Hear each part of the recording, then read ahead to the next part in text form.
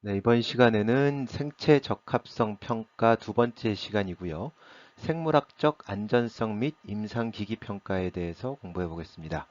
여기서 생물학적 안전성이라는 것은 이제 안정성과는 서로 다른 개념이죠. 안전성이라는 것은 얼마나 독성이 없느냐 하는 것을 뜻하는 것이고요.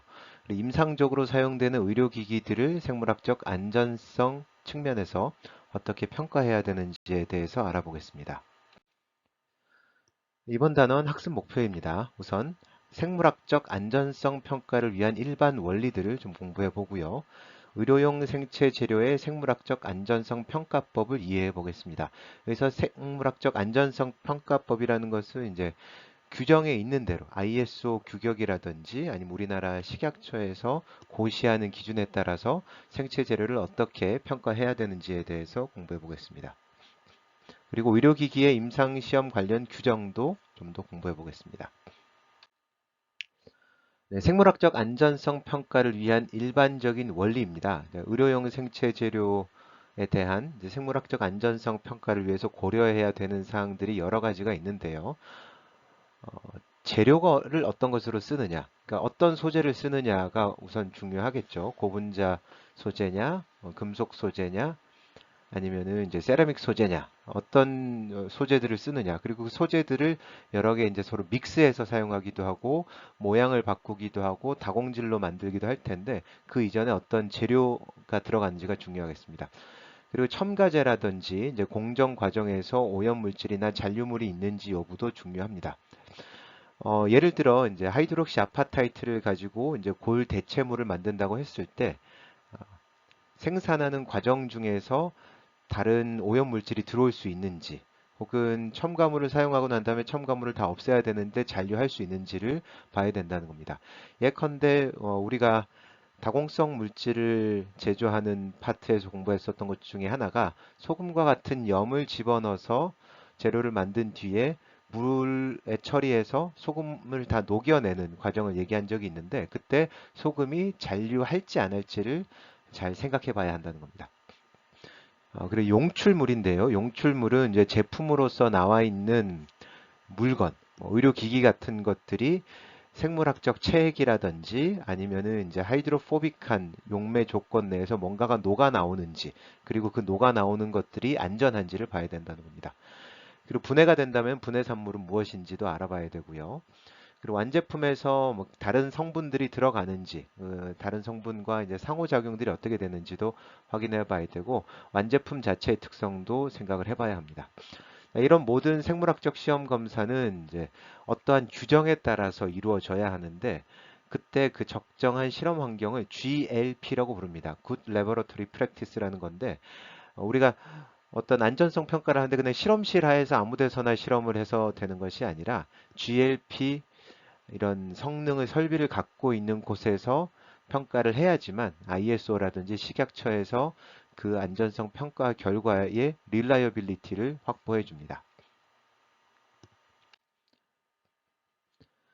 네, 우리가 보통 이제 의료기기라든지 아니면은 새로운 신약이 만들어졌을 때 전임상 평가라는 걸 합니다. 네, 전임상을 지금은 비임상이라고도 부르는데요.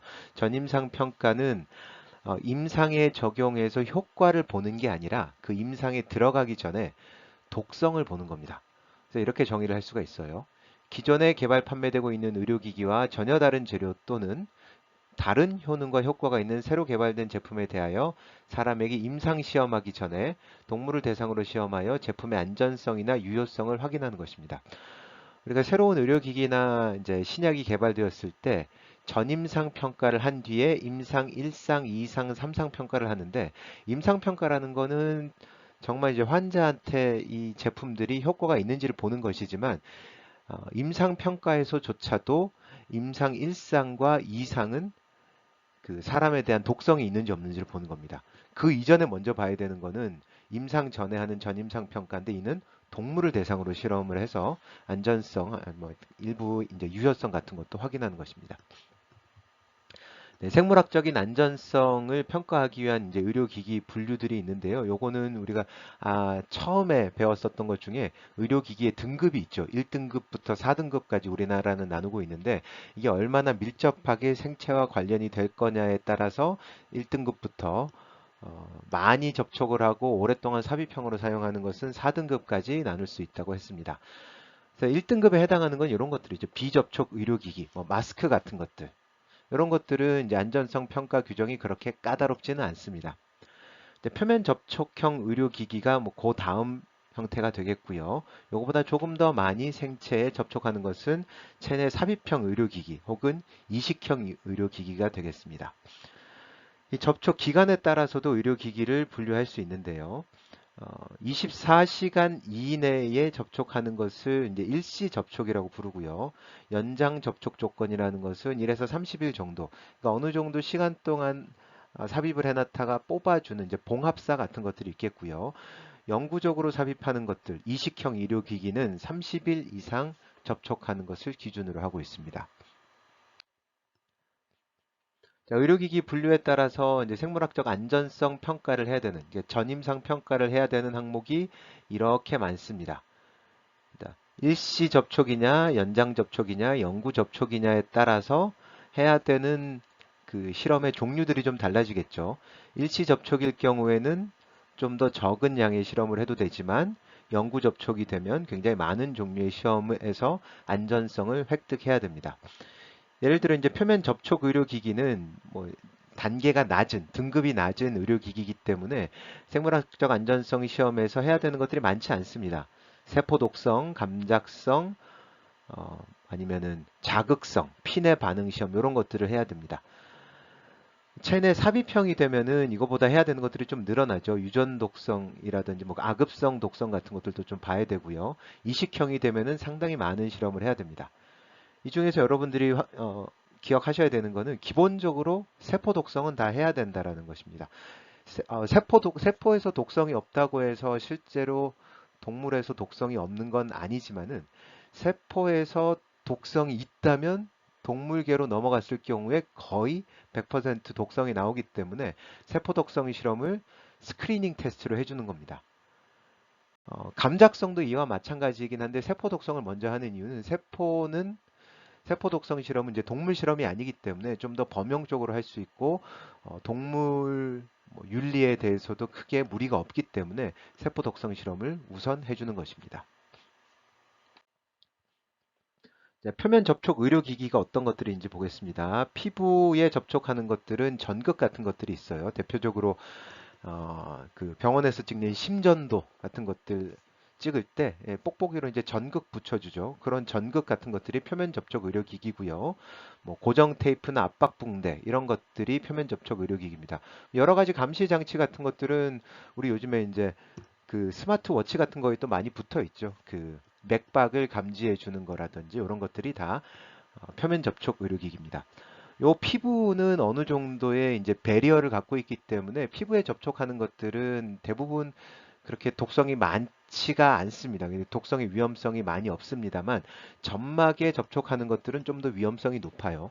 점막은 점막을 통해서 우리 체내로 어떤 물질들이 유입이 될 수가 있기 때문에 조금 더 위험성이 높다고 보는데 뭐 우리 그 안구에 접촉하는 컨택트 렌즈라든지 요도 카테터 혹은 위장용 튜브, 요 위장용 튜브는 내시경 할 때 들어가는 것들이잖아요. 이런 것들이 이제 다 들어가겠고요.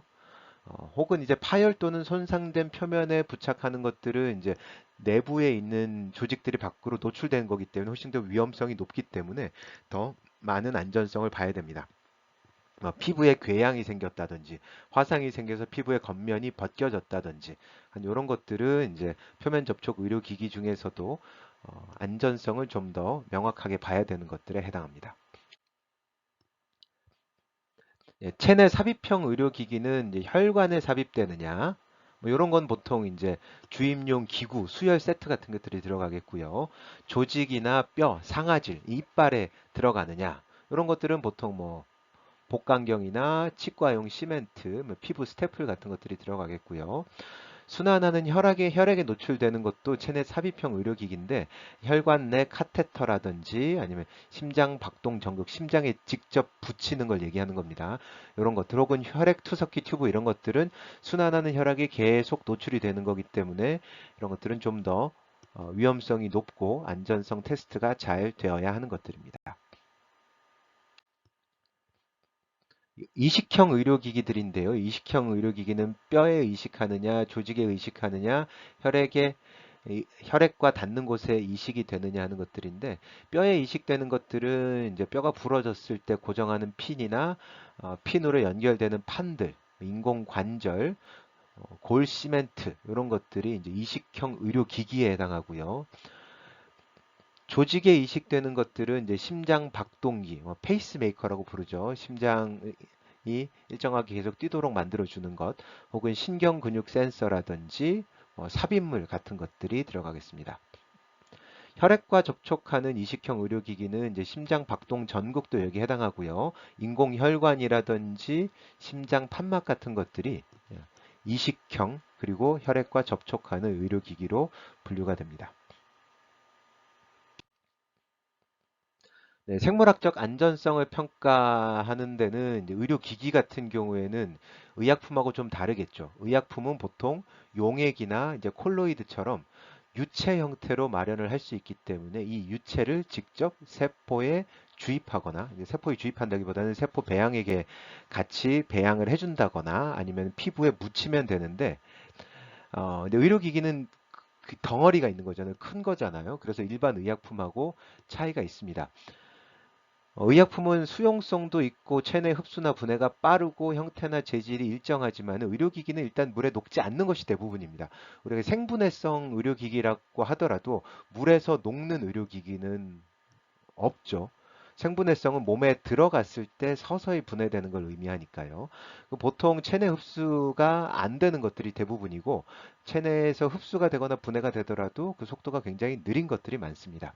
그 형태나 재질도 모양은 뼈에 들어가느냐 아니면 뭐 조직에 들어가느냐 이런 거에 따라서 모양이 딱 정해진 것도 있습니다. 골절판이나 골절 뭐 나사 같은 것들은 모양이 딱 정해진 것들이고 모양이 되게 비등방적인 페이스트 형태의 골시멘트 같은 것도 있기 때문에 재질이 굉장히 여러 가지여 가지고 요거를 그대로 어떻게 쓰기는 어렵기 때문에 기준을 하나 마련해 둡니다. ISO 10993-12라는 규격에 따르면 시험액, 요거 용출액이라고 부르거든요. 요걸 준비해서 이 용출액으로 실험을 합니다. 의료기기를 직접 세포에다가 부착을 한다든지 뭐 세포에 노출시킨다든지 이런 게 아니라 의료기기를 시험액에다가 집어넣고 거기서부터 빠져나오는 용출액. 물론 아무것도 안 빠져나올 수도 있어요. 아무것도 안 빠져나오면 훨씬 더 좋은 게 되겠죠. 그 용출액으로 시험 평가를 합니다. 시험액은 어떤 것들을 쓰느냐 하면요. 용매로서 폴라 솔벤트 중에 하나, 그다음 넌 폴라 솔벤트 중에 하나를 고릅니다. 폴라 솔벤트는 우리 몸에 이제 체액 성분들이 폴라하기 때문에 주로 물을 쓰는데요. 물보다는 이제 셀린을 더 많이 씁니다. 셀린은 0.9% NaCl 수용액을 뜻합니다. 그러니까 우리 체액하고 같은 농도를 가진 등장액입니다. 등장액을 많이 씁니다. 이 폴라 솔벤트에다가 의료기기나 제품 같은 걸 놓고 용출을 시키면 물에 잘 녹는 건 여기다가 빠져나올 겁니다. 다음은 이제 논폴라 솔벤트를 쓰기도 하는데요. 우리 몸의 체액 성분이 대부분 하이드로필릭한 이제 폴라 솔벤트에 가깝긴 하지만 간혹 가면 이제 논폴러한 인바이런먼트들이 생길 수가 있습니다. 그래서 이렇게 논폴러한 인바이런먼트에서도 용출이 되는 것들이 있을 수 있기 때문에 오일 성분들을 가지고 추출을 하기도 합니다. 커튼 시드 오일, 면실류 아니면은 세사미 오일, 참기름 같은 거죠. 이런 걸 써가지고 하기도 하고 아니면은 이제 PEG 용액을 쓰기도 하고 아니면 컬처 메디아를 많이 쓰기도 하는데 보통은 이제 베지터블 오일 중에 하나를 결정을 해서 용출을 시킵니다. 추출 온도하고 시간은 보통 이제 체액의 온도랑 비슷한 37도에서 24시간을 뽑아내는데 조금 더 조건을 바꿔서 좀 더 가속화된 조건에서 용출을 좀 더 가속화시키고 싶다 그러면은 온도를 높이기도 합니다. 온도를 높이면 당연히 더 많은 용출액이 빠져나올 가능성이 있어요. 그리고 더 많은 성분들이 빠져나올 가능성이 있기 때문에 이렇게 온도를 높여서 실험하는 것을 가속 조건 실험이라고 합니다. 그리고 이거보다 더 온도가 높으면 가혹 조건이라고 해요. 더 많은 양을 뽑아낼 수 있는 것이요. 가속 조건이나 가혹 조건에서도 용출액에 뭐가 빠져나오지 않는다. 그렇다면 그 의료기기는 굉장히 이너트한 의료기기라고 볼 수 있습니다. 그러니까 체액 조건에서 뭔가 위험한 것들이 빠져나오지 않는다라고 생각할 수 있습니다.